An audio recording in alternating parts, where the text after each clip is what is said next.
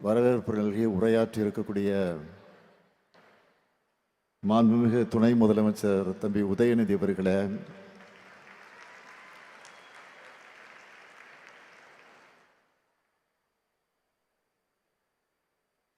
அமைச்சர் பெருமக்களே, அனைத்து மாவட்டங்களில் இந்த நிகழ்ச்சி நடைபெற்றுக் கொண்டிருக்கிறது. இதே போன்ற நிகழ்ச்சி நடந்து கொண்டிருக்கிறது. அந்த நிகழ்ச்சிகளில் பங்கேற்று சிறப்பித்துக் கொண்டிருக்கக்கூடிய மாண்புமிகு அமைச்சர் பெருமக்களே, சட்டமன்ற நாடாளுமன்ற உறுப்பினர்களே, நிகழ்ச்சியில் கலந்து கொண்டு சிறப்பித்துக் கொண்டிருக்கக்கூடிய அருமை நண்பர் நாடாளுமன்ற உறுப்பினர் டி.ஆர். பாலு உள்ளிட்ட சட்டமன்ற உறுப்பினர்களே, சென்னை பெருநகர மாநகராட்சியுடைய மேயர் உள்ளிட்ட உள்ளாட்சி அமைப்புகளின் பிரதிநிதிகளே, தலைமைச் செயலாளர் திரு முருகானந்தம் ஐஏஎஸ் அவர்களே, சிறப்பு விருந்தினர்களாக கலந்து கொண்டிருக்கக்கூடிய காந்தியவாதி, சமூக சேவகி, 100 வயதை கடந்து இந்த நிகழ்ச்சியில் கலந்து கொண்டு நம்ம எல்லாம் சிறப்பித்துக் கொண்டிருக்கக்கூடிய பத்மபூஷன் திருமதி கிருஷ்ணம்மாள் ஜெகநாதன் அவர்களே, பூப்பந்து விளையாட்டு வீராங்கனை செல்வி துளசிமதி முருகேசன் அவர்களே, பல்வேறு துறைகளில் சாதனை படைத்திருக்கக்கூடிய சகோதரிகளே, சான்றோர் பெருமக்களே, திரைக்கலைஞர்கள், புரட்சி தமிழர் என்னுடைய அன்புக்குரிய சத்யராஜ், திருமதி ரோகிணி உள்ளிட்ட கலை உலகத்தைச் சார்ந்த சகோதர சகோதரிகளே, கலைஞர் மகளிர் உரிமை தொகை பெறக்கூடிய பயனாளி பெருமக்களே, என்னுடைய பாசத்திற்கும் பேரன்பிற்கும் உரிய மகளிர் சுய உதவி குழுவை சார்ந்திருக்கக்கூடிய சகோதரிகளே, தாய்மார்களே, பத்திரிகை மற்றும் ஊடகத்துறை சார்ந்த நண்பர்களே, உங்கள் அனைவருக்கும் என்னுடைய அன்பான வணக்கம். என்னை அண்ணனாக, தம்பியாக ஏற்றுக்கிட்டு பாச பிணைப்போடு உங்கள் குடும்பங்களில் ஒருவனா நினைக்கிற பாசமிகு சகோதரி அனைவருக்கு என்னுடைய அன்பான வணக்கம்.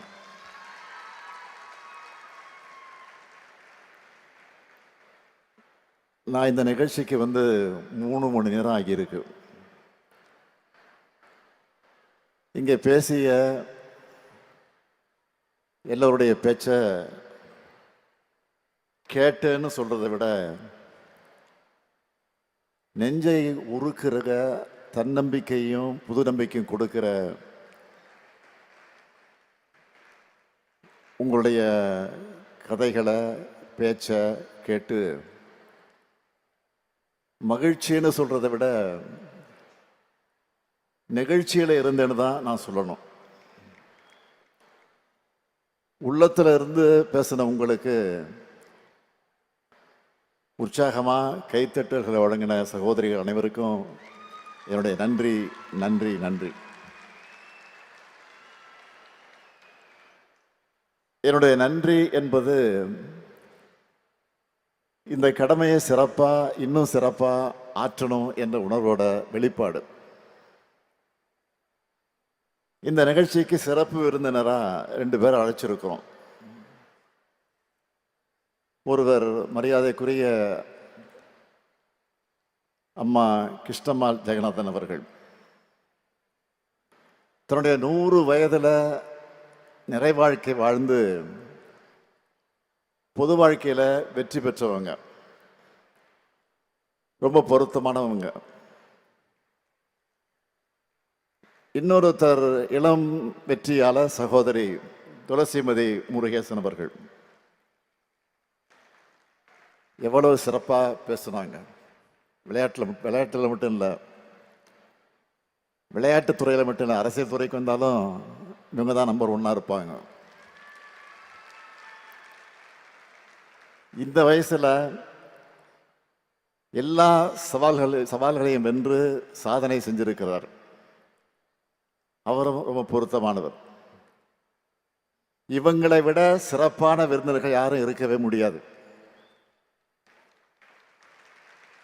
நாம வாழுற சமூகம், சாதி, மத, இன, மொழி, பாலின பாகுபாடு அது இல்லாம எல்லாருக்கும் எல்லாம் என்ற சமத்துவ சமுதாயமாக இயங்கணும் என்பதுதான் நம்முடைய லட்சியம். அதனாலதான் 2021 மே 7ஆம் நாள் தமிழ்நாட்டினுடைய முதலமைச்சராக நான் பொறுப்பேற்ற உடனேயே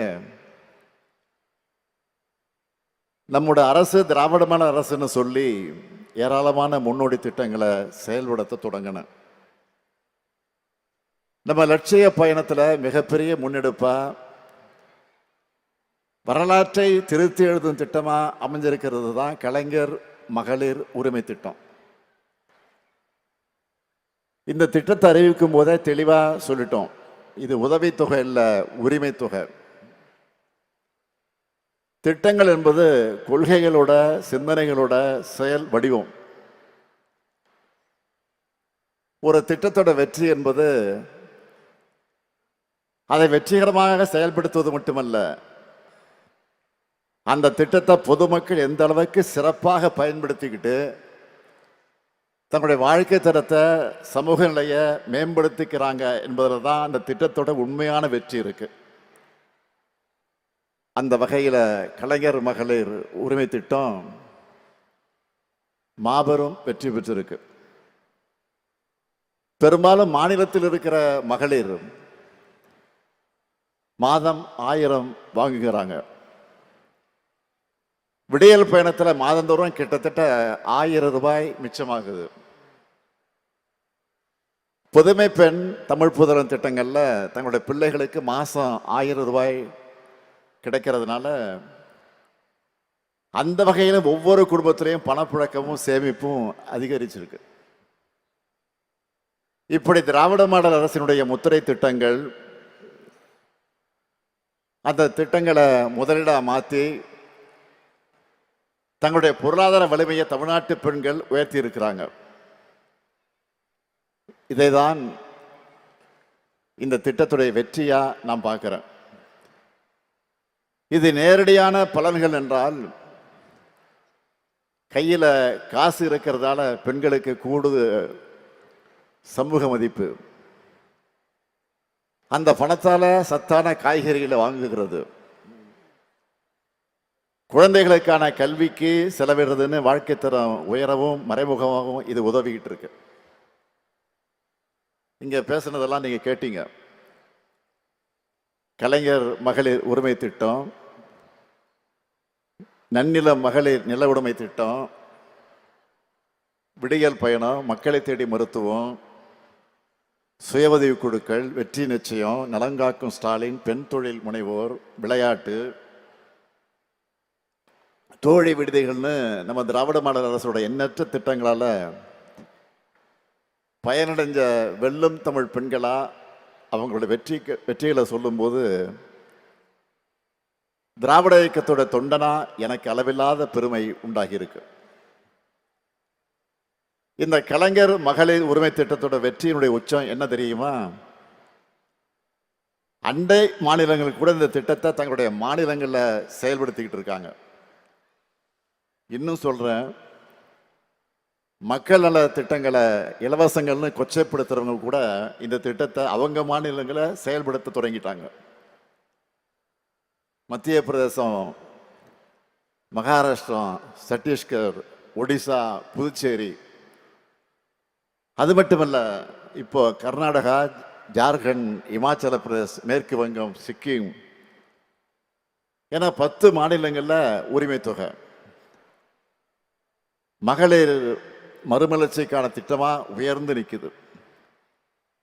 இதையெல்லாம் நான் மேடை அலங்காரத்துக்காக பெருமைக்காக சொல்லுகிறேன் என்று யாரும் கருத வேண்டாம். நாம கொண்டு வந்து செயல்படுத்தப்பட்ட இந்த திட்டத்தால் சமூகத்தில் ஏற்படுத்தி இருக்கக்கூடிய தாக்கம் குறித்து பொருளாதார அறிஞர்கள் ஆய்வு செஞ்சு அறிக்கையாகவே வெளியிட்டிருக்கிறாங்க.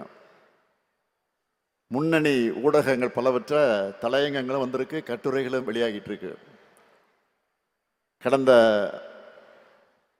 ஆண்டு மார்ச் மாதம் 27ஆம் தேதி தினத்தந்தி பத்திரிகையில் ஒரு தலையங்கம் எழுதியிருந்தாங்க.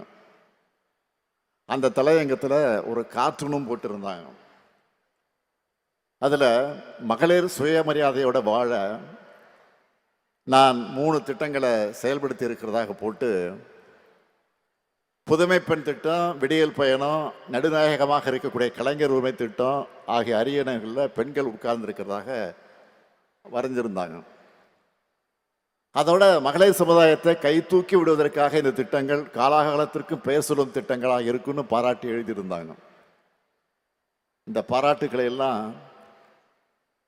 தலையில் ஏற்றிக்காம நெஞ்சில ஏந்தி தந்தை பெரியார், பேரறிஞர் அண்ணா, தலைவர் கலைஞர் ஆகியோர் வழங்கி இருக்கக்கூடிய உணர்வோடு சொல்றேன், இந்த 1000 ரூபாய் என்பது ஒரு தொடக்கம் மட்டும்தான்.